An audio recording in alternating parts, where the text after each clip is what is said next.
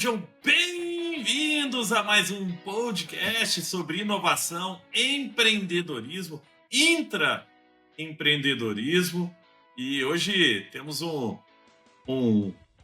ícone aqui, Pedro Feliz Felizola, porque o cara cuida da inovação de uma empresa que está no nosso dia a dia. Tenho certeza que o Brasil inteiro, porque eu sei que até a minha cidade natal, Araguari, Herigueri, para aqueles que falam a língua inglesa, eles também utilizam o iFood no seu dia a dia, porque eu chego lá em Araguari, vou pedir um sanduíche, minha mãe fala, pede no iFood. Antigamente eu tinha que entrar na lista telefônica para saber o telefone do Deró, que inclusive é o melhor sanduíche de Araguari, um sanduíche pão de sal com filé, e é um negócio impressionante onde o iFood chegou.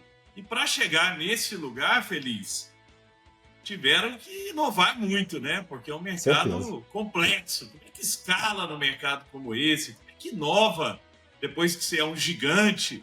No começo, quando é uma startup, quando era a turma da Compera Anytime, onde o senhor Fabrício Bloch e a turma da Anytime lá no Rio de Janeiro, que inclusive alguns estudaram comigo na ESPM Rio, eles começaram o iFood lá atrás, quando nem era iFood, era ainda plataforma de SMS e outras coisinhas. Mas temos um convidado especial. Felizola, conte-nos quem é que está aqui conosco hoje. Que beleza, viu, Gustavo? Essa introdução sua é sempre acalorosa, né?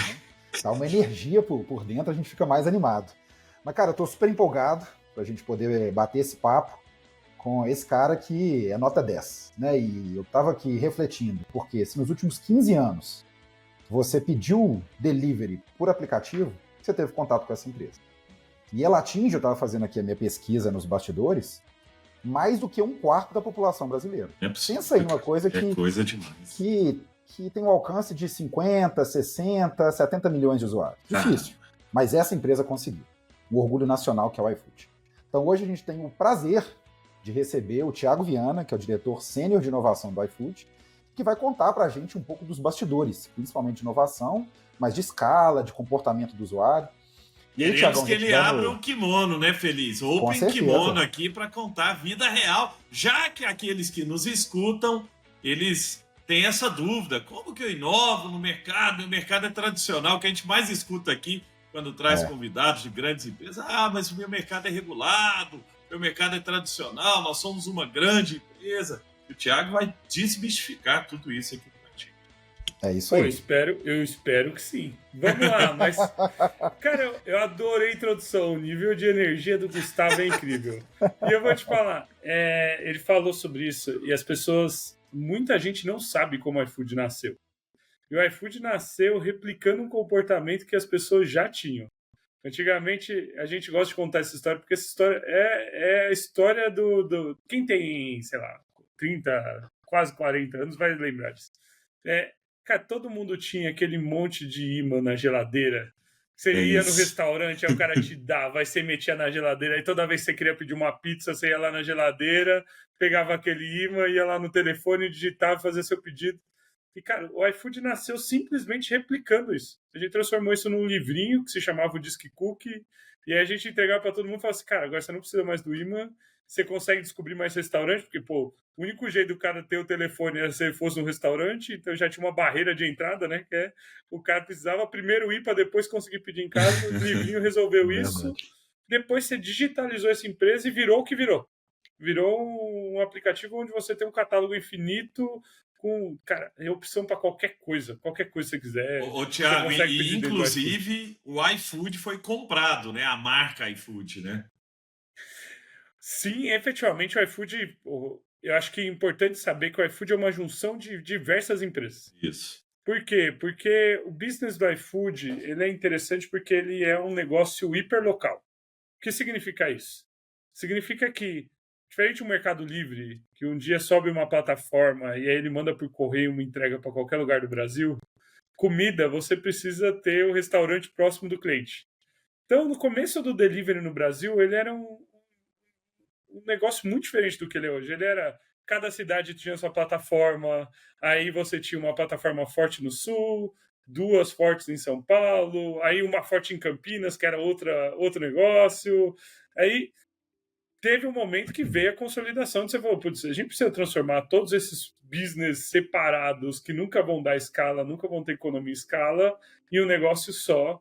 Foi quando entrou o investimento da Prosus na Movile, que era a empresa do Fabrício, depois dele ter feito todo o negócio de SMS, etc. Eu falei, cara, eu quero investir nesse negócio de entrega de comida. Pegou esse dinheiro e falou, putz, agora está na hora da gente transformar isso daqui num business só de escala grande, a gente consolida esse mercado e transforma isso daqui em algo que opera no Brasil inteiro. E aí, junto com isso, veio a marca iFood de outra empresa, juntou tudo isso e falou, cara, agora a gente tem uma plataforma, é esquisitíssimo hoje, é um nome que casa pouco até com o que a gente faz, que a gente entrega de tudo, mas que efetivamente foi um começo muito, muito diferente do que um marketplace regular é. Porque é um produto que você ganha cidade a cidade. Você tem que falar, putz, eu vou ser melhor em São Paulo. Pô, vou pegar todos os restaurantes em São Paulo, vou atender todos os bairros. As pessoas não entendem o nível de complexidade que é operar uma empresa que nem a nossa, onde a gente tem um conceito aqui dentro que é Centroid. A gente olha Centroid é Centroid. Se eu tenho oferta certa para todos os clientes que eu tenho lá. Aí você vai, putz, na geolocalização tal, eu tenho pizza para entregar? Quantas opções de pizza eu tenho? Quantas opções de hambúrguer eu tenho? Quantas opções de pastel eu tenho? Cara, isso não é tradicional para o e-commerce. É muito diferente. Então, é um business apaixonante, eu diria. Tratar as pessoas e tratar com comida é um negócio muito diferente, assim. Não, nós vamos explorar já esses desafios do marketplace, já que eu tenho particularmente muita curiosidade, que deve ser, como você falou, muito complexo. Mas antes, queria só dar um passo para o lado, para você contar para a gente os números, tamanho mesmo, né? Porque tem gente aqui que não deve estar tão familiarizado com a grandeza, o alcance e a capilaridade que vocês têm. E eu já queria emendar, porque assim, e aí eu queria que você explicasse, porque, como você falou, o iFood hoje vai além de comida. Né, tem iniciativas de logística, educação, próprio banco, assinatura. Então, assim, é um negócio gigantesco. Como que funcionam as estruturas dessas diversas frentes?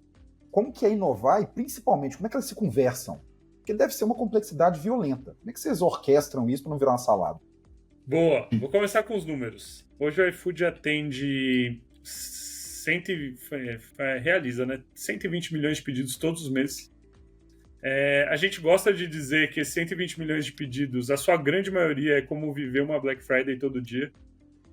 Muitas vezes as pessoas não pensam nisso, mas são mais ou menos 3 a 4 milhões de pedidos por dia, que a maior parte deles, porque mercado não, mas se você pensar em comida, a maior parte deles acontece em 2 picos. São 5 horas para você realizar essa entrega desses 4 milhões de pedidos, sendo que tem 1h30 ali no almoço, 2h30 no jantar. Então, quando você pensa em infraestrutura para fazer isso acontecer, uma zona, assim, porque você tem manhã que não tem nada de tráfego, aí do nada a gente desaparece. Então, é um tipo de operação complexa. Então, são 120 milhões de pedidos por dia ou por mês. A gente opera hoje em 1.000 de food delivery. A gente tem mercado, que é extremamente forte. Hoje a gente já trabalha farmácia muito bem dentro do iFood, que é uma experiência incrível. Quem não pediu farmácia, peça. Eu, sinceramente, esse é o tipo de coisa que eu não consigo mais voltar atrás, assim, só peço a massa pelo iFood. A gente trabalha com pet, a gente tem uma fintech extremamente forte, a gente tem uma empresa de benefícios, a gente tem o clube, que é algo gigantesco para criar fidelidade e traz uma mensalidade. Então a gente conseguiu construir diversos business models diferentes dentro da mesma empresa nesses últimos 12 anos. E acho que quando a gente fala de estrutura organizacional, eu diria que a nossa cultura faz com que isso seja possível. Legal. E a organização se molda a cultura. Cara, eu tô aqui há quase 7 anos hoje. Eu já vivi 6 estruturas organizacionais diferentes, assim. A gente tá para viver a 7ª, que eu sei que a gente já tem uma mudança pra... Então, você olha para isso e fala assim, cara, olha que loucura. É uma empresa que em 6 anos, todos os anos, mudou a estrutura do CEO para baixo diversas vezes. Por quê? Porque a gente olha para tudo que a gente está construindo e a partir do momento que a gente vê que a gente passou de um determinado ponto, a gente precisa reorganizar, a gente reorganiza a empresa. Isso é de uma beleza gigantesca para quem está aqui dentro, porque você fala assim, a vontade de entregar ela é muito mais relevante do que, nossa, quem reporta para quem? Essa estrutura, putz, ela é desse jeito, não pode... Cara, não, pô, se a gente tem mais valor para entregar para o consumidor, se a gente tem mais valor para entregar para os parceiros que trabalham com a gente, cara, a estrutura vai ser uma resposta para como é a melhor forma da gente fazer isso acontecer. Não vai ser, nossa, se organizando assim. Então, pô, você perguntou, como é que se estrutura? Cara, hoje eu posso te dar uma resposta, daqui 2 semanas eu vou te dar outra.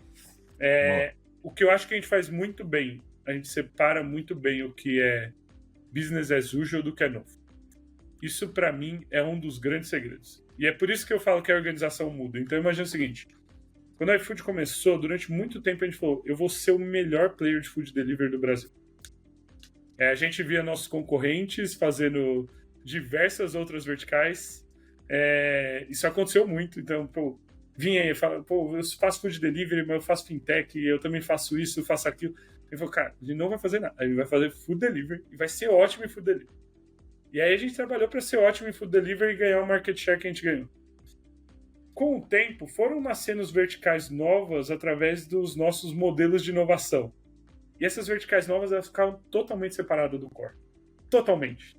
Quem fala assim, cara, eu não consigo colocar a complexidade de uma operação que eu não posso falhar junto com algo que eu não faço a menor ideia de como vai funcionar. Se eu colocar essas duas coisas juntas, esse cara vai ficar preso no dia a dia, na batida de, pô, precisa bater esse número, precisa bater aquilo, precisa ter um playbook estruturado, as coisas precisam rodar desse jeito. Cara, eu sei lá como esse negócio deve rodar. Então, a gente sempre começa um business novo e fala, cara, esse business está 100% separado. Aí as pessoas vão falar assim, pô, mas não tem sinergia junto com os outros? Tem, mas, cara, a sinergia eu vou ver lá na frente. Se eu provar que esse negócio funciona.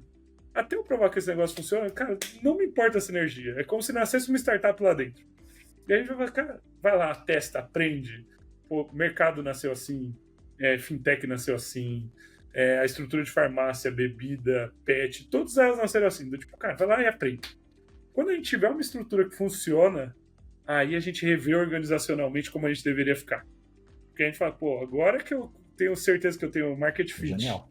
que eu tenho um modelo de negócio que funciona, que tá todo mundo feliz, eu só preciso de escala, aí beleza, agora a gente junta tudo de volta e fala, pô, agora vamos pro jogo grande onde a gente só tem que executar bem. Mas até eu chegar lá, pô, pra que eu vou juntar as duas coisas e tentar fazer um negócio novo nascer quadrado? Deixa ele nascer do jeito que ele tiver que nascer, a gente aprender tudo que a gente puder aprender, e uma hora a gente junta e aí a gente ganha na grande escala. Mas essa é a cabeça que a gente tem muito clara, a gente chama isso de ambidestria.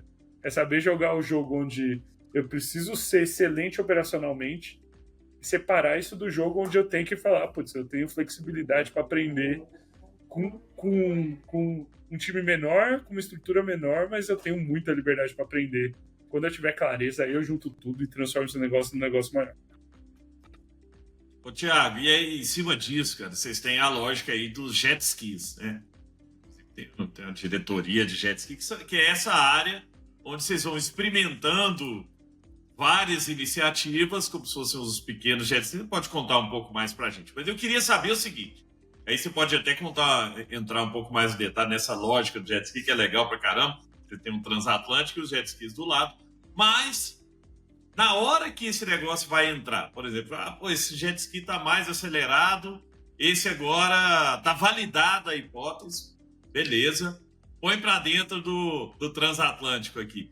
Como é que você faz para encaixar esse negócio dentro da organização que já está rodando, né? Eu falo isso porque você tem regras diferentes de compliance, de segurança, de mesmo operacionais, né? Como você falou, processos operacionais. Pô, tá lá aquele processo inteiro que roda daquele jeito e de repente você chega e fala, não, agora tem um negócio no meio aqui que muda o processo novo e tal.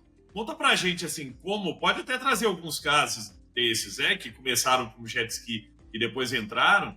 Como é que entra, cara? Assim, como é que entra na operação mesmo, em sistema, CRM, AI?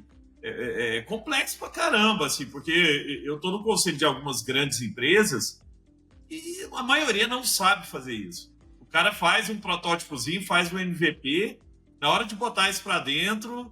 não entra nem a pau, porque precisa de uma mudança muito maior, não é só traca, né, encaixa isso aqui dentro do transatlântico. Conta aí como é que isso funciona, e se você puder trazer algum case tangibilizar aí para nossa audiência, acho que isso é legal. Eu vou começar explicando um pouco da analogia para quem não conhece, por que a gente chama inovação de jet ski aqui dentro. Ele fala, pô, o iFood é um transatlântico. Quando a gente fala que é um transatlântico, ele não é só pelo tamanho, é pelo nível de responsabilidade. Então imagina, você tem hoje quase 400 mil estabelecimentos parceiros, são 350 mais ou menos restaurante e outros 50 mil que são os outros, né? Farmácia, mercado, pet, etc. Então, isso já significa uma responsabilidade gigantesca. Por quê? Porque uma parte da renda de todos esses parceiros vem do iFood. A mesma coisa entregador. Cara, você tem quase 400 mil entregadores, e você fala assim, pô, se o iFood um dia sai do ar, como é que esse cara leva a renda para casa dele? Pô, se eu deixo de operar uma semana, como é que esse cara leva a renda? Você está efetivamente afetando a vida das pessoas quando o iFood tem um problema ou faz uma grande mudança. Isso faz com que a gente não possa fazer, como toda grande empresa, mudanças de direção muito rápido. Por quê? Porque o efeito de mudança de direção muito rápido num transatlântico, tem muita gente lá dentro que vai sofrer. Então, o que a gente precisa fazer? A gente precisa ter times pequenos que testam rápido e que aprendem, e onde o efeito de qualquer teste ele é numa escala tão pequena que eu remunero as pessoas se eles tiverem um problema. Então imagina, pô, fui lá, testei com 10 restaurantes alguma coisa nova. Pô, deu errado. Só, cara. Afetei a renda dele. Pô, cara, dá o dinheiro pro cara de volta, vê quanto que a gente afetou ele e devolve o dinheiro. Afetei o cliente, pô, dá o dinheiro pra ele. Sabe quanto que custa isso? No geral, custa zero. Dentro do todo, custa muito pouco. E aí, ele não... Ô Thiago, só um ponto em cima disso. Por exemplo, quando vocês vão fazer esse teste, às vezes envolvendo o cliente na ponta, esse cliente ele fica sabendo que aquilo ali ele participa ou não? É um teste meio... Depende do teste. Já teve muito teste onde a gente explicou para o cliente que ele participava, mas teve muito teste que a gente não contou. Inclusive, a gente faz muita... Até para também não enviesar o teste. A gente fez muita fake door no passado, a gente ainda faz hoje, do tipo, ele acredita que ele está comprando algo, e aí chega no final no carrinho, o produto não existe, a experiência não existe, a gente nem desenvolveu ela direito, a gente só criou um monte de página que garante que ele estava a fim de comprar, e aí chega no final do carrinho, pô, é uma frustração pro cliente? E aí você fala para ele, pô, no produto não está disponível, eu precisava validar hipóteses, e tá aqui, cara, R$20 de cupom para você gastar no iFood. Se eu testei isso com 1.000 pessoas, cara, eu gastei R$20 mil para validar uma hipótese. Eu diria que isso é super barato dentro do todo. E você sai de lá com uma conclusão muito forte do tipo, cara, esse negócio vai funcionar ou não vai funcionar. Quanto que eu coloquei de mão no código? Zero. Idealmente zero. Por quê? Porque fazer algumas páginas HTML ali, que eu coloco no app, que eu consigo ter flexibilidade para trocar, pô, e validar algo para falar, agora eu vou colocar esforço, vou colocar gente, pô, é zero o custo. E você remunera a pessoa de volta. Você fala, cara, tá aqui um dinheiro porque eu te frustrei. Entendeu? Então, essa é a beleza de você testar pequeno. É a mesma coisa pro restaurante. Pô, testei um negócio pro restaurante. Cara, o restaurante ficou sem operar aquele dia. É 200, 300 reais que ele ia fazer de lucro com o iFood aquele dia. Cara, remunera o cara de volta. Ele não vai ficar tão frustrado, porque querendo ou não, o dinheiro que ele ia receber, ele recebeu. Eu garanto que eu tento garantir a mesma experiência pro cliente dele. E no final do dia, eu aprendi. E o aprendizado pra gente tem um valor gigantesco, que é você virar e falar, pô, agora eu vou aplicar isso em escala, agora eu vou realmente colocar gente para colocar o código no ar, para transformar isso daqui num produto que escala. Pô, isso tem um valor, eu acho que o valor do aprendizado em curto espaço de tempo, ele tem um valor que muitas vezes as empresas não percebem. Ele quer... A gente fala aqui dentro, a gente não acredita na fábula do mago que sentou um dia numa prancheta e aí ele gastou 5 horas desenhando. Uma ideia brilhante. Cara, porque era comum. Pô, imagina, o iFood é uma empresa de empreendedor. Todo dia... Cara, pensa que toda essa consolidação trouxe um monte de founder aqui pra dentro, um monte de gente já construiu um monte de coisa. A gente adora esse tipo de pessoa aqui dentro. Todo dia chega alguém com 10 ideias. Se você acreditar que todo mundo tem as melhores ideias do mundo, pô, ferrou. Não tem nem braço pra executar tudo aquilo. E a realidade é que a gente descobriu que a maior parte dessas ideias, por mais que sejam pessoas incríveis, dá errado. Então a melhor coisa que a gente faz é como que eu diminuo meu custo por ideia. Se eu reduzo muito esse custo por ideia, eu valido as que fazem sentido e as que não fazem sentido o mais rápido possível, afetando o mínimo de pessoas possível. E aí, Thiago, só complementando, porque eu acho que é um ponto muito importante do que você está trazendo, que é a ideia do falhar rápido, né? Porque muitas vezes as empresas têm medo de falhar porque elas falham em larga escala. Tipo assim, o cara, na hora de fazer um produto, ele vai e lança para todo mundo, aí deu errado, você frustra milhares de pessoas ou milhões de pessoas, né? O que você está trazendo aqui é mesmo numa organização que tem acesso a milhões de usuários, milhões de clientes, vocês restringem o teste para pequenas falhas ali, melhoria, correção, hipótese, teste. Isso que é um ponto importante, porque o que existe de aversão ao risco e à falha dentro das empresas é um negócio bizarro. Não, mas a nossa marca, a gente não pode errar, porque senão a nossa marca vai ser... E o CEO da Nokia, no último dia dele lá, ele fala, o problema da Nokia não foi que a gente fez coisas erradas, foi que a gente só fez a coisa certa por muito tempo, né? E não experimentou nada diferente. Era aquele modelão o tempo todo. E a gente vê muito, muito isso no mercado. Que é, empresas com aquele projeto de inovação de 1 ano, que o cara falou assim, tive uma ideia incrível aqui. Aí eles vão lá, contratam software house, contratam pessoas internamente, contratam PMO. Aí ele fala assim, cara, daqui 1 ano esse projeto vai estar no ar, vai ser ótimo, não sei o quê.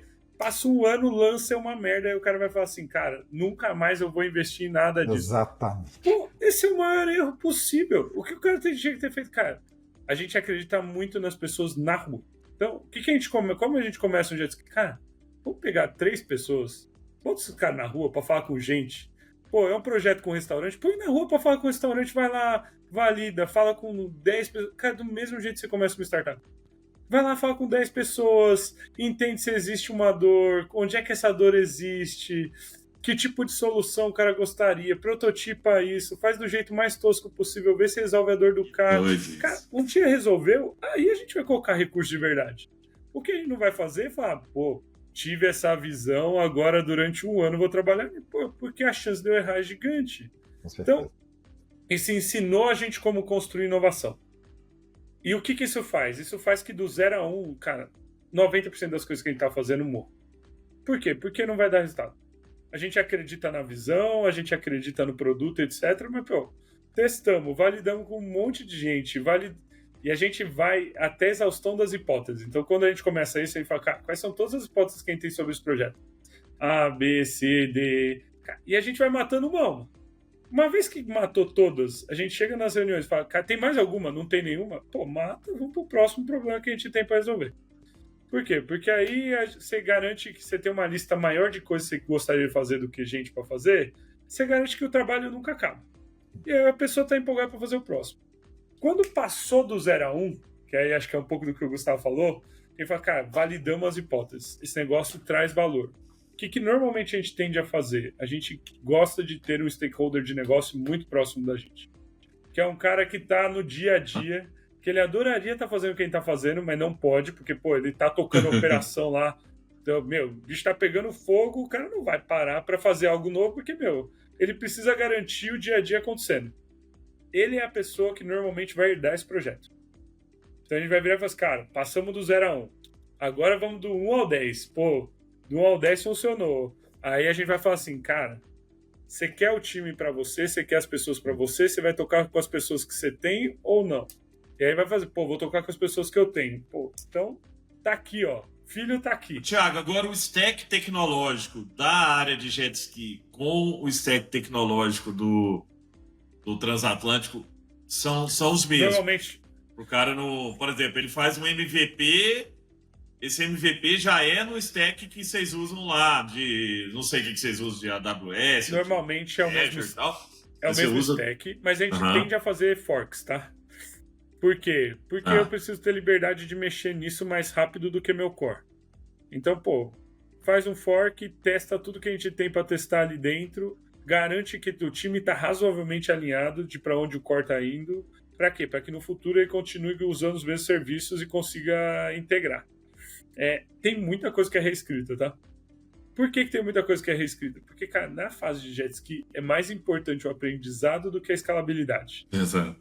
Então, Então, tem muito arame, tem muito jet ski que nasceu. Eu consigo dar um exemplo muito claro, assim. Hoje, para vocês terem ideia, nosso atendimento ao consumidor, 75% é IA. 75% é IA. A gente não... Pouquíssimo... Que tipo de atendimento ainda é muito humano? Cara, problemas muito graves. O que é um problema muito grave? Cara, paguei minha comida e a comida não chegou. Pô, paguei a comida e a comida não chegou, gera um nível de frustração no usuário muito grande. Por quê? Porque, cara, o cara foi lá, pediu comida, chutou a família pra ver televisão no final do dia, tá 1 hora esperando, a comida não chega, nível de frustração é altíssimo. Então, a gente tá tentando, obviamente, automatizar para garantir um nível de atendimento excelente em todas as chamadas, para não ter variação, mas ainda assim, hoje ainda é atendimento humano. Cara, isso nasceu no jet ski, onde a gente responde um monte de gente na mão e ficava fazendo labeling. Cara, a gente ficava fazendo labeling de tudo que é resposta. O cara fala, boa noite. A gente fala assim, pô, saudação. Ah, tive problema no meu pedido. Cara, problema. Pô, tô puto que não me entregaram os negócios. O cara tá xingando as pessoas. Então, pô, começou assim, era tosco. E, cara, tinha um exército de pessoas fazendo labeling fingindo que era robô. E a gente fingia que era robô. Eram os mesmos textos, padronizado, não sei. Até que um dia a gente falou, cara, tem como construir um modelo. Isso daí foi muito pré-ChatGPT, foi pré-GenAI. Eu falei, cara, dá para construir um modelo com NLP, usando o BERT do Google e etc? Dá. Testamos, aprendemos, foi na raça, um monte de coisa na mão, o modelo não respondia direito, até que a gente achou um caminho. Quando a gente achou o caminho, aí a gente falou, agora a gente vai escalar isso daqui. Agora eu preciso construir um feedback loop formal, eu preciso transformar isso daqui em algo escalável, preciso pensar em como integrar isso daqui no core. E aí teve 6 meses ali que foi de migração entre validei a hipótese até eu ter uma plataforma que efetivamente eu consigo levar para todos os clientes. Mas entende que na hora que você já tem muita clareza que você deveria fazer aquilo, é muito mais fácil você dedicar recurso. Muito mais. Você vai pensar, cara, por que eu estou dedicando recurso? Estou dedicando recurso porque eu tenho certeza do resultado que esse negócio vai me dar. Talvez não vai ser tanto quanto foi no jet ski, porque ele era muito nichado, mas eu testei tanto e fui tão chato no teste, que agora dedicar recurso não é uma discussão do tipo, será que eu deveria ou não? O Thiago, isso é brilhante, cara, porque quando a gente vai para o lado de já fazer as aplicações no ambiente do core ali, né, no stack do core, tudo perto do core, você tem que ter todo o cuidado de segurança, de arquitetura. Isso leva tempo, é caro, e o que você está trazendo é brilhante, cara. Assim, você vai gastar um tempão para criar uma baita de uma estrutura toda cheia de compliance, toda cheia de regra, de governança, de dados e arquitetura e tal, com um time mais caro, que esse time que está lá também é um time super sênior, que está perto do core, né? E aí você vai botar no ar e vai ver que aquilo não faz sentido, né? Então, o que você está trazendo... E aí, só uma dúvida, Feliz, eu sei que você está doido para perguntar aí, mas tem um ponto, que é o seguinte. Nesse ponto inicial dos jet skis, daria para usar hoje, por exemplo, até aplicações tipo Lovable ou Cursor, que você consegue prototipar muito mais rápido, né? Porque aí você consegue realmente... assim, gastar menos tempo codando e mais tempo validando aquela hipótese. Com certeza. Gente, inclusive a gente teve... Vocês têm usado? Vocês têm feito alguma coisa? Hoje a gente usa não só Lovable, mas a gente usa muita coisa... A gente tem boas parcerias, tanto com a OpenAI quanto com o Anthropic, onde a gente testa muita coisa com eles e tem aprendido muito sobre como construir e prototipar mais rápido. Efetivamente... A gente também construiu muita coisa do nosso lado para facilitar isso. Então, quando eu falo, quer ver, uma das coisas... Você olha para o iFood é um app nativo. Tanto o Android quanto o iOS é um app nativo. Só que eu falo assim, cara, construir em app nativo é muito custoso. Por quê? Porque o rollout, às vezes as pessoas não sabem, mas depende do rollout da App Store. Isso aí depende de 2 coisas. Todo mundo tem que atualizar a versão e, efetivamente, a gente tem um cronograma de rollout disso. Então, não é que, lancei amanhã tá no app. Não, cara. Vou entrar numa janela de versão, aí vai sair o versionamento, aí eu lanço a versão nova, daqui 2, 3 semanas todo mundo vai ter atualizado. Cara, é um inferno. Se você for parar pra pensar, como é que você testa algo se só o rollout leva 1 mês? O que a gente fez? A gente construiu muita coisa onde a gente fala, cara, a gente chamava de app casquinha, né? Ele falou assim, cara, a gente vai meter um monte de HTML no app. Fácil. Por quê? Porque no HTML eu dou deploy na hora, sobe. E aí a gente falou, cara, eu preciso construir. Se quiser voltar, inclusive, rollback, você Volta volta na hora. A gente falou, cara, 1 segundo, 10 segundos. como tá é de que eu volta. faço isso de um jeito fácil? Aí ele falou, cara, tudo que é jet ski a gente vai testar no HTML, sobe lá a casquinha, a gente faz o deploy no dia, começou a dar errado, a gente faz outro deploy. Por que a gente fez isso? Exatamente por isso. A gente falou, cara, não dá pra esperar um mês. Imagina deu problema no negócio que a gente tá testando hoje. Fiz o deploy Imagina ontem, deu problema hoje. Amanhã a tem que fila de mudar. priorização. E, cara, isso, construir essa arquitetura para você poder testar levou muito tempo. A gente começou, eu acho que uma das belezas de como a gente começou isso foi a gente trouxe, no começo do jet skis, que foi lá em 2019, a gente trouxe pessoas muito seniors da engenharia do iFood. E a gente chegou para eles assim, gente, a gente precisa construir uma arquitetura que possibilite a gente testar. E a gente trouxe os caras que, cara, sabiam tudo sobre o sistema e falaram, cara, eu sei quais são os pontos onde eu posso bater, os pontos que eu não posso bater. E aí, pô, dado que eu sei onde eu posso fazer, nisso daqui a gente vai achar caminho para construir tudo que eu quiser testar. Onde eu não posso, eu não vou mexer. Então, tipo, coisas são sensíveis. Account. Cara, account não dá pra mexer. Checkout. Super difícil de mexer. Super sensível. Um monte de informação complexa. Então, pouca coisa a gente faz lá. Fora isso, dá pra mexer em tudo. Vitrine, recomendação. Quer mexer na jornada, quer mexer na barra inferior. A gente tem um negócio que no app do iFood, para quem é food lover e tá no test flight da Apple, a gente tem lá o laboratório de experimentos, lá dentro. Você consegue ver todos os jet skis que estão rodando. Cara, a gente entra lá, colocou tudo lá dentro, aí todo mundo que tá aqui consegue... deixa eu ver se dá para mostrar aqui. Minha câmera some. Aqui embaixo, tá vendo? Tem aí, laboratório de experimentos. Tá dando pra... Você clica aqui, você consegue ver tudo que tá rodando. E aí a gente vai ver, pô, tem um monte de coisa aqui que, cara, é teste interno que a gente nem sabe como vai funcionar ainda. Tudo feito desse jeito, com uma arquitetura que a gente construiu para facilitar isso daqui. Ó, eu vou mostrar isso daqui em primeira mão. Esse daqui é o primeiro teste do iFood quadricular. Tá lá dentro. A gente tá testando para ver, cara, como é que vai funcionar a experiência. Não fazemos ideia de como vai funcionar. E aí, qual que é o medo? Os clientes vão ver isso daqui e falar assim, pô, amanhã no iFood vai ter experiência. Cara, eu não sei se vai ter. Pode ser que sim, pode ser que não. Talvez daqui 2 meses eu vou falar, cara, deu ruim, testamos com 1.000 pessoas, deu tudo errado lá com o teste da decolar, a estrutura vai ser outra. Mas a beleza é você ter essa liberdade, ter a ferramenta para você poder testar e aprender. E aí, quando você tem isso fácil, quando você se estrutura para ter essa mentalidade, tem essas ferramentas na mão, é muito mais fácil você construir depois. Ô Tiagão, acho que o bonito que você está falando é a cultura do teste. E eu acho que isso não é simples. Pode parecer bonito, mas não é toda empresa que consegue aplicar. Por quê? O que eu vejo muito, e eu acho que o Gustavo e você também vão concordar comigo, é que as empresas, elas testam sem testar. E não só em tecnologia, tá? Mas em tudo. Eu vejo muito colega meu também que fala, vou fazer um teste aqui, mas vou colocar só o pezinho na água.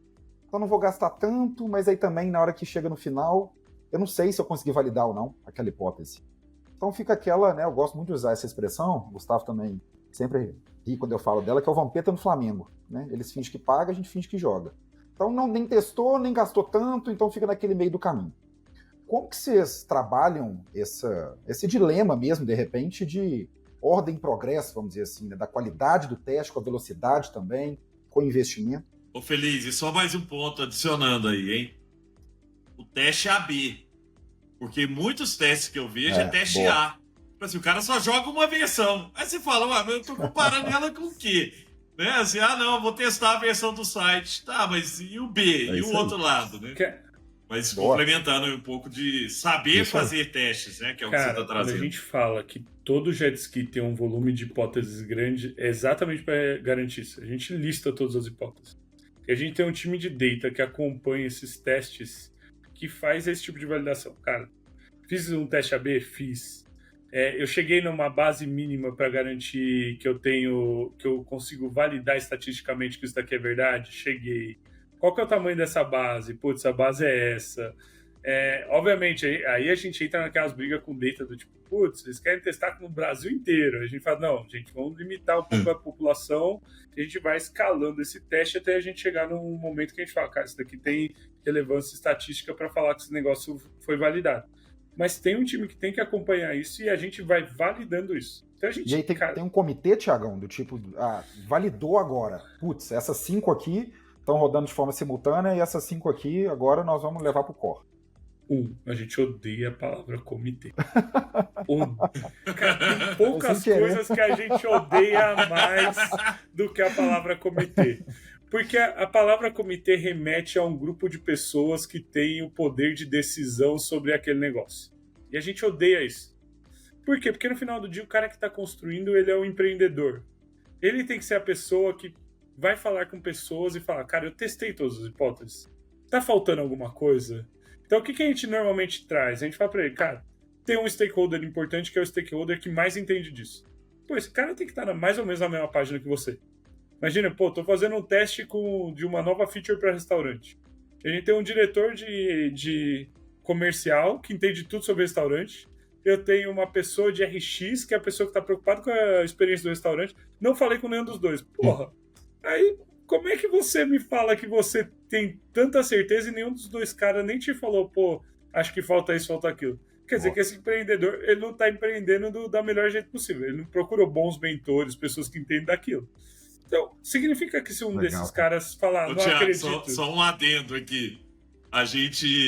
Na Samba, a gente construiu quase todos os aplicativos de televisão, né, do Brasil, para todas as emissoras aqui. A gente levou esses caras para o digital. E teve uma emissora grande que uma vez um diretor do programa mandou colocar uma área dentro do aplicativo, cara, que não fazia sentido nenhum. Não sei se o Feliz vai se lembrar, mas colocou aí dentro do app da emissora, tinha um negócio que era um diretor de produção, que não era de tecnologia, nada, era um cara de estúdio.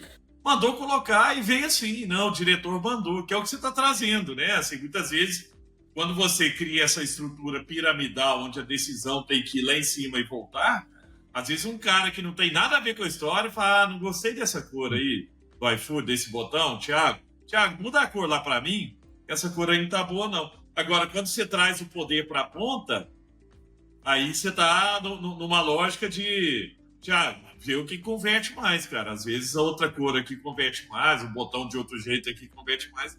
Tá tudo bem, né? Você tira essa decisão lá em cima. Pra mim, a beleza é... Não tem problema o cara falar, eu acho que a gente deveria ter essa área. Mas a pessoa que tá na ponta tem que virar e falar assim, cara, fui lá, testei, voltei aqui e falei pra você, cara, a área é uma bosta, não faz sentido nenhum, o resultado é horrível, por causa disso a gente não vai manter. Pô, significa que ele foi lá no cara, pegou as ideias dele, validou com ele um pouco da visão, mas, cara, se não funciona, não funciona. E não tem problema não funcionar.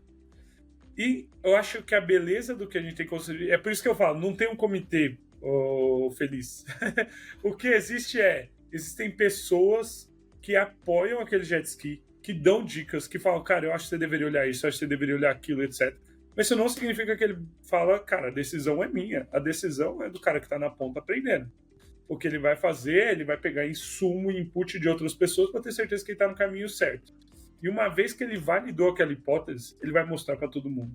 Ele vai assim, cara, gente, testei, tá validado, testei em pequena escala, comecei a escalar, provei que isso daqui não era uma solução de nicho, que existe um mercado endereçável interessante, que isso daqui pode render dinheiro, não sei o quê. Aí todo mundo fala assim, pô, que animal, agora vamos fazer esse negócio ser grande.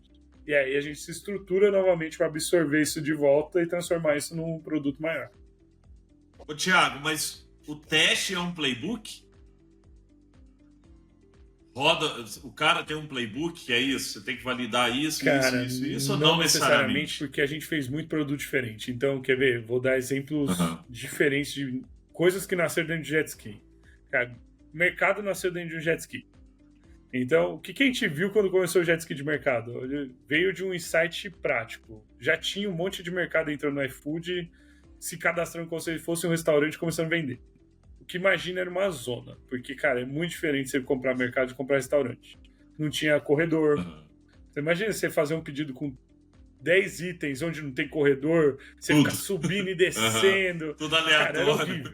Só que o cara tentava. Então a gente falou, pô, existe um mercado endereçável interessante. Vamos testar se esse produto acontece, se o cliente começa a comprar, não sei o quê. Então, existia uma dificuldade. Tinha aprendizados, quando você pensa nisso, que são muito diferentes. Você vai falar, cara, eu consigo fazer essa entrega? Até quantos quilos o entregador entrega? Como que eu vou fazer picking e packing desse negócio? É muito diferente da preparação de um pedido de um restaurante. Então, é um nível de aprendizado diferente do que, sei lá, o chatbot para CX. Cara, chatbot de CX, meu custo, eu tenho o mesmo nível de CSAT que eu tenho com o ser humano operando. Eu tenho uma menor variação desse CSAT, porque, pô, querendo ou não, um humano operando, tem um cara, tem dia que o cara tá feliz, tem o cliente super bem, tem dia que o cara tá puto e, tá sem saco pra atender o cliente. É normal do ser humano, não tem nem como a gente falar que não. Por mais que a gente treine as pessoas, não sei o que, pô, é normal. Um dia o cara não tá bem, aí o cliente escreve atravessado, ele responde meio torto, e aí o CSAT do cara cai. Pô, são hipóteses muito diferentes. É uma hipótese... Uma é uma entrega, meu custo de entrega chega lá, minha eficiência nesse negócio é essa. No outro é CSAT, custo de atendimento, dispersão do nível de atendimento. Então, o que a gente tenta... E é por isso que ter pessoas do core como mentores é relevante. Porque esse cara vai falar assim, cara, nesse tipo de problema você tem que olhar para isso daqui. É esse tipo de indicador que eu olho no dia a dia, é esse tipo de problema que eu enfrento, é esse daqui que me ajuda a validar. Então, quando a gente pensa em inovação, eu acho que a beleza de como a gente pensa é, ele nasce de um problema profundo, ele nasce de uma oportunidade de negócio clara. A gente tem muita clareza de, pô, eu sentei com pessoas que entendem daquele assunto e eles me falaram que tipo de problema ele tem. Cara, dificilmente é a ideia que nasce no banheiro, que o cara saiu, acordou cedo, tomou banho e falou, pô, chega com a melhor ideia do mundo. Essas coisas normalmente casam. Tem essa ideia brilhante? Tem, mas normalmente ela está casada com um problema que alguém foi a fundo. Entendeu qual era a oportunidade, que indicador que ele tem que mover. Tiago, antes a gente... Acho que tem um assunto que a gente quer falar aqui, que é AI, né, Feliz? Mas antes de entrar nesse tópico, eu queria entender um pouco de como é que funciona na inovação o ecossistema de startups. Né? Se vocês se conectam com startups, como que vocês se conectam? Por que digo isso? Por quê? Porque muitas vezes várias empresas criaram labs para conectar com startup e tal, e matavam as startups, ou o ritmo da startup era diferente do ritmo da empresa. Às vezes você vai conectar numa startup de 3 pessoas. Outra coisa que era muito comum, Thiago, que eu ouvi já aqui na Samba, um grande cliente de uma empresa listada em bolsa falou, a gente conectou várias startups aqui em volta do nosso negócio. Legal. Depois de um tempo, um concorrente nosso veio e comprou 2 dessas startups e os caras tinham todos os nossos dados de colheita, de solo, a empresa do agro. Então, assim, como é que vocês criam um ambiente para um ecossistema para atrair startups também que possam se conectar em vocês, e como é que vocês criam também governança para que você consiga conectar esses players sem que o cara tenha acesso ao seu cliente, sem que o cara tenha algum problema de segurança, por exemplo, que possa impactar lá na ponta. Né? Cara, a gente começou, vou ser super sincero, era algo que a gente fazia muito pouco até um ano atrás, e a gente estruturou muito bem isso nesse último ano. Por quê? O que a gente percebeu existem mais jet skis que a gente quer fazer do que gente para fazer todos os jet skis. E jet ski, por mais que a gente adore fazer, e a gente tem um time dedicado para fazer isso, estrutura de tecnologia dedicada para fazer isso, ele leva um tempo para amadurecer. Tem coisas que aprendizado é aprendizado. Tem coisas que você acredita, mas que vai levar um ano para você ter maturidade, vai levar 1 ano e meio. Pra vocês terem ideia, o clube nasceu... Eu conto a história depois. O clube nasceu num jet ski que demorou 4 anos para dar certo. Então, 4 anos para chegar nesse cara que a gente tem hoje, nem sempre se tem esse tempo para esperar. Então a gente falou, trabalhar com startups é um jeito da gente encurtar isso. Por quê? Porque tem um empreendedor dedicado que normalmente já está trabalhando nisso há 1 ano e meio, é um cara que está na rua, que precisa fazer acontecer. Que querendo ou não, toda a renda dele vem dessa startup fazer acontecer. Então, a gente olhou para isso e falou, cara...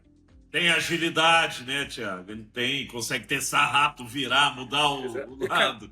Você traz uma demanda e fala, cara, é por aqui, o cara muda mais rápido, né? E não tem um cara mais skin the game do que esse. Esse é o cara skin the game 100%. Tudo dele depende daquele negócio dar certo, então ele vai fazer o que tiver que fazer para aquele negócio dar certo.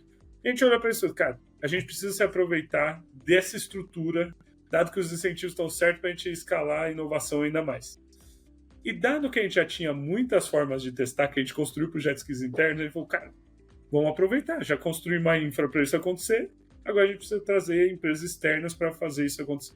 Então, a gente construiu uma área de inovação aberta, a gente hoje está presente em vários hubs dentro do Brasil, principalmente no Cubo, é onde a gente tem trabalhado muito próximo de várias empresas, onde a gente começa a ter, uma vez que eu tenho clareza do problema, e aí a gente começa pelo problema, a gente fala, cara, quais são os problemas que são uma prioridade dentro do iFood? Aonde eu gostaria de fazer um jet ski interno? Que tipo de coisa a gente acredita que se eu fizer eu vou mudar o patamar? Aí a gente fala, cara, agora além de tentar ver se internamente faz sentido, eu vou começar a ver externamente. E aí a gente começa a trazer startups para dentro. Fala, cara, me ajuda a resolver esse problema. Porque a gente tenta evitar ao máximo pegar startups que não resolvem aquilo e ficar tentando fazer ele pivotar. Por quê? Porque a gente não quer ser uma distração pro founder. A gente acha que distração é a pior coisa que existe. Você tem que ser complementar. Exato. A gente vira e fala, cara, eu tenho um problema que ele tá resolvendo bem, ele encaixa no meu problema, pô, agora beleza, agora vamos encaixar. Agora ficar fazendo puxadinho do tipo, pô, 90% da receita dele é outra coisa, tem 10% que ele vai fazer comigo, não escala para nenhum dos dois lados. Então a gente fala, cara, vamos tentar fazer esse match. E o modelo, existe um modelo, por exemplo, societário ou de exclusividade? Vocês têm algum modelo assim? A gente tem. O que a gente começa, quando a startup é muito early stage, vou dizer que ela está no seed, Series A, ou seja, ela está validando para começar a escalar, a gente tende a não ser duro em termos. Por quê? Porque a gente quer garantir que o founder tem liberdade de tomar decisões com a empresa dele. A gente não quer travar ele, tirar opcionalidades dele, porque a gente sabe que é muito cedo. Mas a partir dali, a gente tem uma estrutura na Prosus que faz esse investimento. Então, a gente pode ter tanto uma estrutura de um contrato de parceria, onde eu me amarro com aquela empresa para ter certeza que não tem vazamento de dados, ou a gente faz um investimento através da Prosus para falar, a partir de agora, nossos interesses estão 100% alinhados. Significa que a gente faz um investimento onde eu travo ele? Não. Por quê? Porque a gente ainda está muito early stage. Mas a partir do momento que ele sai do Series A para o Series B, aí é onde a gente vai falar, agora eu vou sentar aqui mais como um estratégico do que como um investidor financeiro, e a partir daqui, efetivamente, a gente está amarrado pelos próximos anos. E aí, desse jeito, eu garanto um alinhamento de interesses grande. Por quê? O iFood e a Prosus quer fazer aquela startup crescer, e aquela startup vê no iFood uma empresa que pode alavancar ela fortemente com o ecossistema dela. Então, essa é a estrutura que a gente acredita que faz com que esse ecossistema interno seja extremamente benéfico. Show. Maravilha. Antes de entrar na pergunta de AI, que eu tenho certeza que o Gustavo vai fazer uma muito mais inteligente que a minha, Thiagão, eu queria entrar aqui numa seara mais de comportamento do usuário final. Por quê? A gente está falando de um marketplace, né? E o marketplace tem o famoso problema do ovo e da galinha. Você precisa ter estabelecimentos para ter clientes e clientes para ter estabelecimentos. Só que, eu acho que assim, o usuário ele ganha, você me corrija se eu estiver falando besteira, tá? O usuário ele acaba tendo um peso maior porque é quem paga a conta. É ele que transaciona. Então, ele precisa ter uma atenção maior, né? Tanto para vocês quanto para os próprios donos dos estabelecimentos ou os parceiros. E aí se fala muito no marketing que você não tem que achar clientes para os seus produtos, você tem que achar produtos para os seus clientes. Nós estamos falando de um alcance aqui de 50 a 60 milhões de usuários. Eu acredito que nem todos fazem compras tão constantes, tão recorrentes. Como que vocês hoje trabalham mesmo esse entendimento do comportamento desse consumidor para bolar as iniciativas, para achar novos parceiros ou até para direcionar um comportamento? Boa. Eu acho que a gente tem diferentes estruturas, tá? Eu vou começar primeiro falando sobre nossa área de inteligência. A gente tem uma área de inteligência extremamente forte no iFood. O que nossa área de inteligência faz? Ela entende comportamento de consumidor, quem que é o consumidor que a gente tem internamente, onde ele mora, que tipo de consumo ele tem, quanto que ele gasta. Então, a gente tem muita galera de, o cliente de classe A, ele é o tipo do cliente que ele compra comida pela comodidade.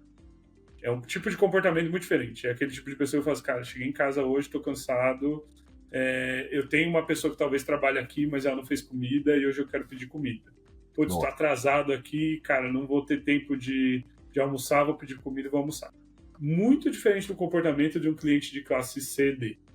Normalmente esse cliente, ele é o cliente que faz um pedido no dia da celebração. A gente fala que é um pedido de indulgência. Cara, tinha uma semana, puxada, super cansativa, chegou a sexta-feira, eu quero sentar com a minha família na frente da televisão, ver o jogo de futebol e comer uma comida diferente. Isso, cara, é um nível de comportamento Legal. extremamente diferente. Por quê? Porque enquanto você tem uma renda familiar muito mais apertada e ele vê a comida como um momento de celebração, o outro vê a comida como uma utilidade no dia a dia dele, dado o tempo escasso que talvez ele tenha. Então, esse tipo de comportamento é muito diferente e a gente tem entendimento sobre como cada pessoa mais ou menos se comporta. Pra você ter ideia, a gente tem áreas dentro do iFood que constroem visões de data onde a gente fala, cara, determinado centroide, que tipo de cliente eu tenho lá? Eu tenho esse tipo de cliente, é mais ou menos composto tantos por cento é classe A, tantos por cento é classe B, tantos por cento é classe C. A centroide é um raio de, não é 1 quilômetro, acho que são 500 metros. Olha só. Então, imagina que a gente tem o Brasil inteiro mapeado desse jeito. Então, você tem um entendimento profundo de quem é seu cliente e que tipo de consumo ele tem. E aí, isso é a primeira camada. Na segunda camada, a gente vai porque eu até comentei antes, planejamento comercial.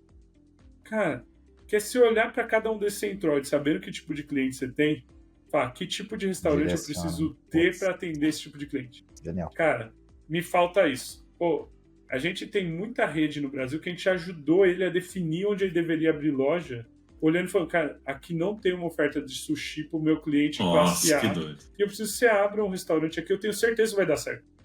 Não é que eu tenho dúvida, eu tenho certeza. Olha o tipo de cliente que eu tenho, ele pede esse tipo de coisa. Quando eu olho todo o resto do Brasil, é mais ou menos esse o padrão de consumo. Aqui não tem esse padrão de consumo porque eu não tenho um restaurante. Se eu tiver um restaurante, vai ter um padrão de consumo. Então, esse match entre você ter um entendimento profundo de quem você tem na plataforma e quem falta é o que fez o iFood chegar onde chegou. Não só porque a gente caçou o restaurante, que a gente colocava a gente na rua e o cara mapeava, fazendo, cara, eu preciso de um restaurante desse tipo aqui. Quando não tinha, a gente chegava para os parceiros que a gente tem e falava, cara, você precisa abrir um restaurante ali. Nossa, genial. Abre ali porque Pronto. Você vai ter sucesso. A demanda já está aqui para você. Muito bom. Exato, a demanda já existia. E aí, até já entrando no assunto de IA, a beleza está quando você transforma isso em algo recorrente. Então, para você ter ideia, hoje, IA, quando a gente fala de inteligência artificial no iFood, o iFood não existe. Não tem como existir na escala que existe sem IA. Impossível, gente. Não tem como. Os 4 milhões de pedidos por dia não acontecem em IA. E aí quando você fala, pô, nunca vi IA no iFood, quero lá o chatbot. Eu vou explicar onde IA está, na jornada do pedido. Quando você chega à noite, você recebe aquela comunicação no seu celular falando hoje tem tal oferta para você, é IA que define que mensagem eu vou mandar para você. Por quê? Porque pro cliente personalizado. 100% personalizado. Gente, cliente de classe A recebe uma, o cliente de classe B recebe outra, o cara que pede 10 vezes na semana recebe uma. A gente tenta direcionar o restaurante que o cara gosta. Pra vocês terem ideia, a estrutura, eu lembro desse projeto porque deu um monte de merda, tá? Um monte, assim. Era um monte de mensagem errada. Nossa, o começo é sempre assim. Chamava Kairos esse projeto. O que a gente fazia? A gente construiu um multi-armed bandit que toda noite ele testava uma centena de mensagens diferentes para cada segmento de cliente. E conforme a noite vai avançando, ele vai tendo clareza de qual é a mensagem que mais converte para cada tipo de pessoa. Então, quando começa mais ou menos 7 da noite os disparos, entre 6h30 e 7, daqui a pouco vai começar. Quando chega às 7h30 da noite, a gente já sabe qual é a melhor mensagem para cada segmento. É muita gente, você está disparando para 20 milhões de pessoas todos os dias. A partir do momento que eu já sei qual é a melhor mensagem, defino daqui para frente o que eu vou escalar. E aí, você vê a curva é assim, é um monte de diferente, começa a chegar no final da noite, são pouquíssimas. Por quê? Porque você já sabe qual é a melhor para cada público. Mas todo dia esse teste acontece? Todos os dias. A máquina de criação. Olha isso. Como é que é essa máquina de criação de copy, Thiago? Também é IA ou vocês têm... No começo era manual, tinha um monte de revisão humana, hoje a maior parte é IA. Que Construção legal, do que cara. você recebe de mensagem Olha. também é IA. E aí você clicou, você entra no app, cara, ranking, IA. E machine learning, né? Já vai aprendendo o que já dá mais certo, já vai retroalimentando. Exato. Genial. Cara, eu tenho um feedback loop próprio. A pessoa clicou, não clicou, comprou, não comprou. Então, pô, eu tenho muita clareza do que funcionou. Aí Muito a gente legal. vai para o ranking. IA. Você escolheu seus pedidos. Pô, foi lá, escolheu os itens. IA. Fechou seu pedido. Cara, hoje o antifraude do iFood é proprietário. A gente tem um dos melhores antifraudes do mundo. Do mundo, assim. Quando a gente fala isso... Que se compara com a sua própria base. A gente compara com a gente mesmo, mas a gente comparou... Cara, imagina qualquer empresa. A gente comparou com todo mundo. A gente já fez benchmark do nosso antifraude com o mundo inteiro. Por quê? Porque a gente falou, a gente precisa ser o melhor nisso. É um produto altamente fraudável, que querendo ou não, a pessoa pede, come, o que você faz? Pô, o cara vai falar, não recebi, pediu chargeback, ele já comeu, não tem como alguém bater lá na porta dele e falar, devolve aí. Devolve. Não tem, o cara comeu o que ele recebeu em casa. Então, é um produto altamente fraudável. E a gente falou, a gente precisa ser o melhor em fazer isso daqui acontecer. Hoje, o nosso nível de aprovação está na casa dos 97% dos pedidos. Nossa. A gente tem menos de 0,10% de fraude. O padrão da indústria é 0,5%. A gente tem menos de 0,10%. Sendo que a nossa velocidade de aprovação é de 140 milissegundos. Por quê? Porque ninguém quer esperar para... Sabe quando você faz seu pedido no e-commerce, que você recebe aquele primeiro e-mail? Seu pedido está sendo aprovado. Foi você que comprou. E aí passa 5 minutos você recebe. Seu pedido foi aprovado. Enviaremos nos próximos minutos detalhes da... Cara, não dá para fazer isso com o Cubo. Não, isso Imagina mesmo, você falar, pô, quero pedir uma pizza que chegue em meia hora. Aí eu falo assim, pô, vou validar aqui. Aí depois 5 minutos eu te falo, não aprovei. Aí você fala, pô, você me comeu dos 30 minutos, você já me comeu 5. Cara, não dá. Então, a gente falou, a aprovação tem que ser rápida. E a gente construiu o tech com modelos para aprovar rápido. Então, mas mesmo, viu, Thiago? Feedback aqui como usuário. No carnaval, eu perdi meu cartão, né? Mas consegui bloquear, deu tudo certo. O que eu estava fazendo, né? Não é tema aqui para o nosso podcast, né? Mas eu tive que pedir meu iFood por Pix. Cara, antes de aprovar no meu app do cartão, o iFood já me notificava. Loucura. Seu pedido já está sendo preparado porque já foi aprovado. Então isso, cara, no final do dia, o que é? Percepção de valor, né? Pô, tô morrendo de fome aqui. Cheguei varadão em casa, quero comer um negócio rápido. Esses pequenos sinais ajudam demais a ter uma experiência melhor. Cara, essa era a cabeça. Como é que eu garanto que você não vai se sentir frustrado, que eu não vou ficar reprovando todo mundo sendo que o pedido tá certo, e que eu vou fazer isso o mais rápido possível. E o nosso benchmark mostra que a gente acertou. Isso é IA. É totalmente IA. Quer ver outra coisa? Então, e isso é legal, Thiago. Só um ponto sobre IA. Porque muita gente acha que IA, né, IA generativa e tal, mas a IA, quando ela é transparente, como você tá falando, e ela tá enraizada no DNA do negócio e na jornada do cliente ali de um jeito que você nem nota, essa é a IA verdadeira, essa é a IA que traz resultado, né?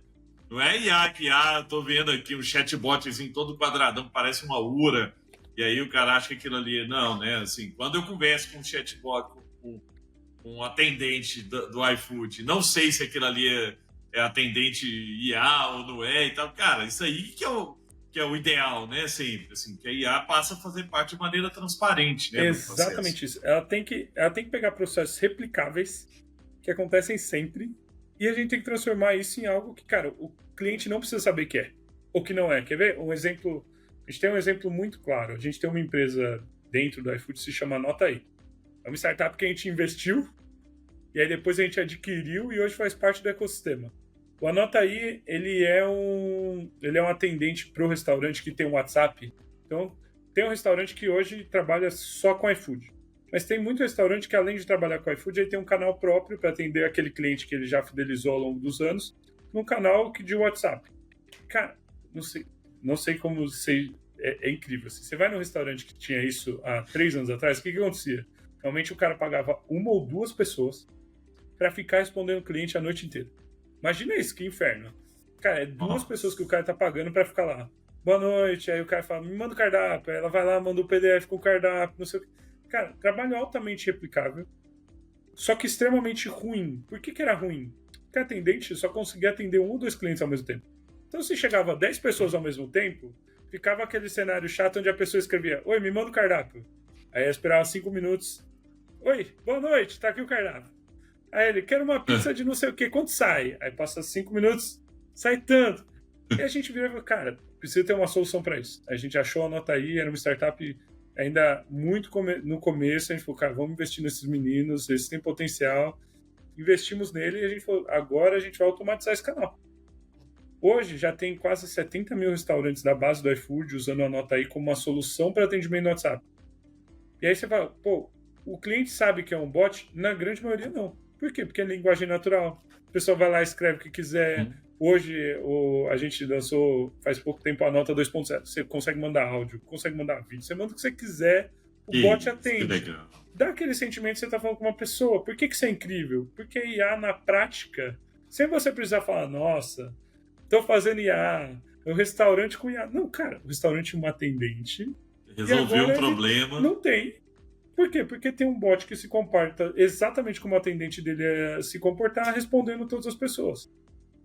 E melhorando a vida do cliente, né, Thiago? Porque uma das coisas que me irritava, profundamente irritava minha alma, era bot de e-commerce, que você começava a falar, cara, e o bicho não entende, porque se não tiver dentro da URA ali do o que é programado, aí deu um pau diferente. Teve uma vez um e-commerce grande, eu recebi um relógio aqui, ele chegou na portaria do meu condomínio e voltou para o fornecedor. E aí ele deu o cheque como: ó, você recebeu, não, mas quem recebeu foi o fornecedor. E aí eu falei: não recebi, não, mas está aqui como recebido. Seu já foi entregue. Eu falei: não, você tem... Aí ele falava: você tem que embalar o produto e a gente vai recolher ele aí. Eu falei: não, eu recebi, quero falar com o humano. Eu ficava: quero falar com o humano. Tal. Até alguém... Aí eu tive que falar no LinkedIn com o presidente da empresa que resolveu para mim, cara. Não consegui resolver. Mas por quê? Porque esse bot tradicional é o bot, tipo, cara, qualquer coisa que sai da árvore ali, ele se perde completamente, né? E o que você está trazendo é realmente esse foco na melhoria da experiência. Agora, Thiago, para terminarmos esse papo que foi muito massa, cara. Muito que legal, papo cara, legal, assim, de aprendizado. Infeliz. Campeão. Cara, incrível. Você é brilhante, bicho. E o que vocês estão fazendo aí é muito legal. Você trouxe de um jeito super simples, do jeito que a gente gosta. Open kimono e vida real. Mas pra gente fechar aqui, a gente sempre pede pro convidado tirar o chapéu da empresa. Então, tira o seu chapéu do iFood pra você não ter nenhuma responsabilidade com o que você vai falar. Tá? Não é o iFood que está falando, é o Thiago.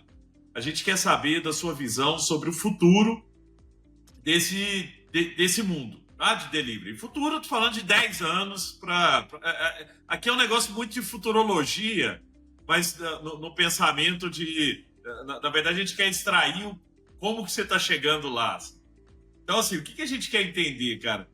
Como você acha que vai ser daqui 10 anos esse mundo, assim, bicho? A gente vai... Já vai chegar o pedido pra gente, falou: Gustavo, aquele sushi que você gosta, hoje, né, eu posso já pedir para você confirma, sei lá, por voz, ou vai ser um negócio, né, onde o delivery vai ser por drone, né? Eu sei que vocês têm testado coisas por drone. Fala um mundo aí onde... E aí esse mundo engloba tudo, não tô falando de iFood, não. Tô falando do mundo onde a gente vai pedir coisas e as coisas vão chegar na nossa casa, mas como? Com esse nível de dados, né? Com nível de capacidade de quase que prever o que a gente vai querer. Onde a gente vai chegar? Sem responsabilidade, tá? Não tô falando aqui, gente, ó, que você vai falar que vai acabar motoqueiro, não tô falando disso, não. Acabar entregador, acabar o motorista do Uber e tal. Não é isso. Tô querendo visão de um mundo futurístico. Boa. Acho que pensando em entrega, a gente acredita muito que vão ter outros modais. Além do entregador. Não significa que não teremos entregador. Eu acho que terão outros modais. Então, drone, a gente tem testado e a gente acredita muito em drone. Não para entrega na casa das pessoas. Então, normalmente, você mora num prédio em São Paulo, saiba, não espere um drone e não fazer entrega no seu prédio em São Paulo. Na sua janela. Zero sentido econômico, Zero sentido do tipo, nossa, pra que vai ter um drone entregando na casa da pessoa? É muito difícil de uma regulação dessa acontecer, até por causa das rotas que você precisa ter pré-definidas para um drone voar. Mas quer ver coisas que mudam a vida de pessoas com drone? Pessoas que moram em lugares onde você tem uma dificuldade geográfica de chegar. Tem um exemplo muito claro que a gente está testando isso em Aracaju. Aracaju é um excelente exemplo, tá? Porque o que acontece? Tem um rio que passa em Aracaju que divide a cidade. E aí o que a gente viu? A gente falou, cara, de um lado da cidade tem um shopping que tem todos os restaurantes incríveis da cidade. E do outro lado do rio tem 3 ou 4 condomínios grandes de casa. Sabe quanto tempo dá para o entregador sair do shopping e chegar até lá? 45 minutos. Ele falou assim, cara, tem como o cara fazer essa entrega? Tem. Mas vai custar muito caro. 2, pro entregador vai ser horrível, porque não vai ganhar dinheiro nenhum nessa jornada. Pro cliente vai ser horrível. Por quê? Porque a comida dele vai chegar fria. Imagina, não tem como o cara rodar 45 minutos, 1 hora com sua comida quentinha e ela chegar quente. Por mais que seja Aracaju, seja um lugar quente, tá? Cara, não dá pra garantir qualidade. Agora o drone que a gente tá testando lá faz essa rota em 5 minutos. Legal. E aí ele para na portaria e aí o entregador faz o last mile. Cara, olha isso, que solução incrível. Então, esse tipo de coisa a gente acredita que vai acontecer e vai acontecer em escala. A gente já tem visto a regulação mudar. Eu não tenho dúvida que em 10 anos isso vai ser diferente. Cara, Ilhabela é um excelente exemplo, mesmo exemplo, tá? Imagina, é uma ilha, cara, só tem a oferta de restaurante de quem tá na ilha. Imagina pra quem mora em São Paulo, consegue ver isso com clareza, cara. É uma ilha gigante, um monte de gente mora lá, um monte de hotel, um monte de coisa legal. Só que você tá limitado aos restaurantes que tem na cidade. Deu 10 da noite, todos os restaurantes fecharam, acabou a sua comida. Imagina um drone que atravessa de Ubatuba ali e entrega para você. Então, tem caminhos para fazer isso acontecer. E a gente acha que drone vai ser um modal incrível e que vai mudar a vida. Robô para entregas de curta distância é a mesma coisa. A gente já viu isso acontecer ao redor do mundo. A gente tem acompanhado testes que têm acontecido na China, Estados Unidos.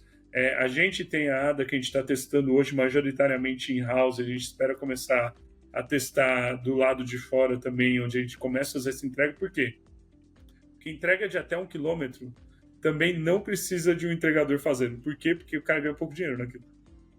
Cara, por que para ele não vale a pena, para a gente não vale a pena, para o cliente não vale a pena, porque normalmente o que acontece? O entregador fica parado na loja, aí ele fica lá um tempão. Hoje, um tempão pra gente é 3 minutos, tá? Normalmente o tempo de espera média é 3 minutos. Vai ficar 3 minutos esperando a comida. Recebeu a comida, pega, roda, para de novo a moto. Aí ele vai lá, chama o cliente, espera o cliente descer. Cara, numa rota de 1 quilômetro, ele gastou mais tempo esperando do que rodando. E pouco rentável para ele. Então, o que a gente acredita? Ali vai ter um modal, efetivamente um robô que vai fazer esse tipo de entrega. Então, quando a gente pensa... Na China tem robô, inclusive, que já sobe elevador, né? Bate no seu quarto. Um dia eu vou mandar um vídeo para vocês. No iFood, o nosso robô, ele sobe elevador. A gente tem um elevador pra Ada, ela entra, então dá pra você pedir café, ela sai da cafeteria, sobe até o andar. Isso dentro do escritório? Depois, o pessoal pode até mandar um vídeo aí pra vocês colocarem junto. É muito legal. Legal, queremos. A gente acredita que esse tipo de experiência vai escalar. Quando a gente vai para o cliente, o que a gente acredita muito? GenAI vai mudar muito o comportamento do cliente. Muito. Por quê? Porque a sua relação com tecnologia está mudando. Então, é nítido que as pessoas têm ido muito mais para o conversacional. Ela consegue fazer um pedido com muito mais facilidade. Eu sinceramente, se você não fez isso, faça. Eu adoro fazer isso. Quando eu tenho, sei lá, uma reunião importante, alguma coisa que eu quero fazer, eu não sei sobre um tema, cara, eu vou de casa até o escritório conversando com o ChatGPT. Mas, cara, me dê respostas curtas, não sei o quê. E, cara, eu vou conversando com ele vai me explicando sobre as coisas que eu não sei. Obviamente, você tem que ser crítico, mas é o tipo de experiência que não dava para você ter até pouco tempo atrás. Dado isso, a gente acha que isso vai mudar muito o comportamento do usuário. E a gente tem feito testes nessa direção para entender como que a gente constrói jornadas do pedido no universo onde agentes é uma realidade. A gente tem um produto que a gente vai testar daqui a pouco, está testando com 1% da população, tá? Que é para pedido de mercado. Cara, pedido de mercado é um inferno. É muito diferente de pedir comida. Por quê? Porque normalmente pedir comida, você seleciona 3 itens, checkout, chegou. Aí agora... Mercado é aquela lista gigante, 40 né? itens. Assim, se for fazer uma compra maior... Imagina, né? você vai pedir 20 itens. Aí você tá lá. Fui no setor de bebidas, escolhi o 1, o 2 e o 3. Aí chegou a notificação do Instagram. Cliquei, pá, o cara sumiu do carrinho. Aí volta depois de 1 hora. Falo, ih, tem que continuar aqui o pedido. Aí vai lá escolher mais 2. Aí vem notificação do WhatsApp, o cara sumiu de novo. Aí a gente tá testando um produto onde ele fala. E esse é um problema que pouca gente resolveu, né, Thiago? Eu aqui em Belo Horizonte, comecei uma época, eu fazia, na época da pandemia, comecei a fazer compra no supermercado online. Cara, parei, assim, é extremamente desagradável. Porque é isso, aí você entra, aí tudo, você vai navegando, cara, aquele tanto de... Aí você entra no parte de sabão em pó, aí tem aquele tanto de sabão em pó, aí você vai página 1, 2, 3... não é uma experiência legal. E aí, o que a gente fez? A gente tá construindo um agente onde você fala a sua lista. Você fala, cara, eu quero isso, isso, isso, isso. Mais ou menos dessas marcas. Ele separa pra você sua lista inteira. Fala assim, cara, valida se esses itens aqui resolvem o teu problema. Resolve. Aí, o que ele faz? Ele compara os mercados. Fala assim, ó, tal mercado sai esse preço, tal mercado é sua lista, sai esse preço, tal mercado sai esse preço. E os tempos de entrega. Por quê? Porque às vezes você vai falar assim, cara, eu tô disposto a pagar mais caro para receber mais rápido. Não, tô disposto a esperar mais tempo para pagar mais barato. Não, esse item aqui, se não tiver, eu não topo o mercado que for, precisa ser esse item dessa marca. E você acha, Thiago, que isso vai chegar também no pedido da comida? Por exemplo, eu chegar, iFood, quero uma pizzinha aqui em casa e tal, aquela pizza que eu gosto. Aí, beleza, Gustavo, tá aqui. Posso confirmar? O repetido, a gente tem certeza. O que é repetido? Cara, tem muita gente, uma parte grande do seu pedido é aquele que você pede sempre. Cara, é o mesmo restaurante, a mesma pizza, mais ou menos a mesma coisa. Isso a gente tem certeza. O que a gente ainda tem muito dúvida é o Discovery. Por quê? Porque o Discovery, o que a gente construiu no app que é muito difícil de replicar? A gente já tentou isso muitas vezes, tá? A gente já tentou fazer isso no WhatsApp, já tentou fazer um monte de canal. Mas se você conseguir ver os itens e comparar os itens, aquela experiência visual tem um valor muito grande. De você poder clicar, ser fácil de ir, de voltar, etc. Comida e roupa é difícil, muito difícil né? ser substituído de um dia para o outro. Tem muito add-ons também, né? Você tem que colocar, tira não sei o que, põe não sei o que, aí o refrigerante, aí talher, não, realmente. Então o repetido é muito claro. Agora, essa jornada do Discovery é algo que a gente ainda não sabe. E, cara, a parte boa de ser uma empresa de tech é que outras empresas olham pra gente como empresa que está disposta a testar isso. Então, cara, a gente tem tido discussões com todas as grandes empresas de modelo sobre como testar isso, como aprender com isso, o que eles têm tido de resultado. Por quê? E eles querem o case. Eles querem o case. Quem não quer ter o iFood Exato. como... Pô, a gente tem tido reuniões com todas as Big Techs para falar sobre isso. Eles falam, cara, vocês são uma empresa... Quando a gente mostra a nossa mentalidade de teste, de aprendizado, eles falam, cara, é com esse tipo de empresa que eu quero construir esse tipo de coisa. Porque vocês vão contar para mim o que funciona. A gente é o beta tester da... Nós vamos aprender. A gente é beta tester de todos os modelos da OpenAI por isso. Porque só, cara... A gente manda... É louco. A gente teve uma reunião faz 2 semanas com eles. A gente é o nosso time de engenharia adora vocês. Não sei o quê. Eu falei assim, cara, por quê? Porque só assim, porque quando a gente lança um modelo, cara, dá 3 dias vocês mandam pra gente tudo que é melhor, tudo que é pior, o que funciona, o que não tá funcionando. Exatamente por essa mentalidade de testar e aprender. A gente tem feito isso e eles olham pra gente como um parceiro ideal pra construir esse tipo de coisa. Então, a gente tá olhando pra esse tipo de problema e falando, cara, o mundo vai mudar. Como ele vai mudar, eu não sei. Então, o que a gente precisa fazer? A gente volta lá pro Jet Skis e fala, agora eu preciso testar um monte de coisa até descobrir alguma coisa que funciona muito bem. Por isso que a gente tá testando lá o negócio de groceries, de mercado. A gente tá testando com 1% da população agora, porque a gente acha que a gente achou um caminho. Talvez a gente descubra que não, e a gente vai voltar atrás. Mas a gente tem muita convicção de que é o caminho certo, e aí, se for, daqui a pouco tá todo mundo usando no Brasil inteiro. Muito bom! Pessoal, que aula! Que é isso? Eu fiquei impressionado. Thiago Viana, você que veio de peito aberto, abriu o jogo aqui, mostrou como funciona a inovação numa empresa que possivelmente é uma das mais inovadoras do mundo, né? Trazendo esse espírito aqui, compartilhando para que outros também possam inovar, né? Criar novos modelos de negócio, reinventar indústrias. Várias indústrias tradicionais precisam ser reinventadas e às vezes falta essa mentalidade, porque você aí fica preso no passado. Ah, mas sempre foi assim. Não, tivemos sucesso. Vovô, quando montou essa empresa, fez desse jeito. Mas o que o Thiago está mostrando é que todos os dias eles testam e experimentam coisas novas, porque independente do tamanho que o iFood tem, eu acho que o que faz o iFood, né, continuar nessa crescente é essa capacidade de se reinventar o tempo inteiro, né? Que várias empresas, quando chegam nesse ponto, ficam medrosas, não querem mais experimentar, acham que conhecem o cliente. Eu estou há 20 anos nessa indústria, sei tudo que o meu cliente quer. Mentira! E o Thiago falou, inclusive, que eles testam, na parte de mensageria lá, eles testam diariamente, porque de hoje para amanhã pode ter um comportamento diferente. Se é final de semana é um comportamento, se é dia de jogo de futebol é outro, se é dia... Tem várias hipóteses aí que eles ficam validando através de poder computacional e inteligência artificial. Este que foi um episódio dedicado aí, na verdade, um episódio trazido pela GoDrive, Pedro Filizola, que é uma empresa de assinatura de veículos, Thiago. Você que é um cara moderno, deveria, se já não o faz, deveria assinar o seu veículo, não comprar, vale muito mais a pena. E a GoDrive permite isso. Eu, na minha casa, tenho 2 GoDrives, inclusive um da Lexus. Quer dizer que o alto luxo também está no Thiago, que já tem um padrão de vida, que já chegou lá, chegou no topo da organização. Ele merece um Lexus por assinatura. E também a Loyal, que é uma empresa de white label, Filizola, de programas de recompensa e programas de Fidelidade. que fazem fidelidade, né? Porque eu nunca sei se é para falar fidelidade ou recompensa, mas é para manter a recorrência dos negócios que estão cada vez mais... os clientes, Thiago, fora os clientes do iFood, que esses sim são fiéis, inclusive eu sou iFood Benefícios na Samba também, a gente é cliente, então eu tenho mais benefícios ainda por ter meu iFood, mas os clientes estão cada vez mais infiéis. Então o que a Loyal faz é criar um programa onde qualquer negócio de qualquer lugar pode, através de recompensa, fidelizar o seu cliente.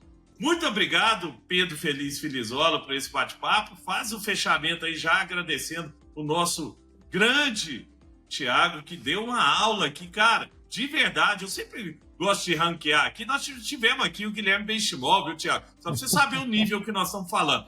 Nós tivemos Flávio Augusto, nós tivemos o Primo Rico, o Benchimol, o Rogério da Wine, não sei quem. Ô, bicho, eu falo, tá no top 5, você tá top 1, cara. Pra mim foi o melhor dos 200 episódios que nós já gravamos até hoje, foi o melhor. Eu assino embaixo. Eu acho que foi super legal, porque o Thiago, além de ter um conhecimento gigantesco, trabalhando numa empresa referência, trouxe insights valiosos de forma muito leve. Pareceu que a gente estava o quê? Thiago, que conhece Belo Horizonte, tomando uma num boteco, um copo Lagoinha, de chinelo, bermuda, e ouvindo possivelmente um pagode. Isso mais do meu lado. Mas, Thiagão, obrigado mesmo de coração. Acho que foi super legal. A nossa audiência com certeza sai mexida aqui de forma positiva. E já com, como eu falei, né, e o tio Gustavo também, com elementos, temperos para poder aplicar a cultura de teste e inovação na empresa, porque, como a gente tem visto, um gigante como o iFood tem feito a diferença. Então, obrigado mesmo pelo seu tempo. Estamos juntos demais, meu querido. Pessoal, obrigado vocês pelo convite. Foi incrível compartilhar um pouco do que a gente tem feito. A gente acredita muito que inovação e empreendedorismo é o que pode mudar o Brasil, fazer a gente construir cada vez mais empresas incríveis. Então é ótimo que a gente tenha esse espaço para compartilhar o que a gente tem feito, para que mais empresas façam a mesma coisa. Então, obrigado mesmo pelo convite. Valeu, tamo junto. Show de bola! Valeu, pessoal! Se você gostou desse episódio, compartilhe! Não seja amarrão de ideias, não seja aquele que, tudo eu tenho que saber, eu sou mais inteligente da minha família. Não! Passe para seus primos, seus parentes, seus amigos da faculdade, seus amigos do trabalho, ajude outras pessoas a crescer, porque é assim que você vai crescer também na vida, ajudando outros, como o Thiago fez aqui conosco hoje. Valeu! Um abraço e até a próxima!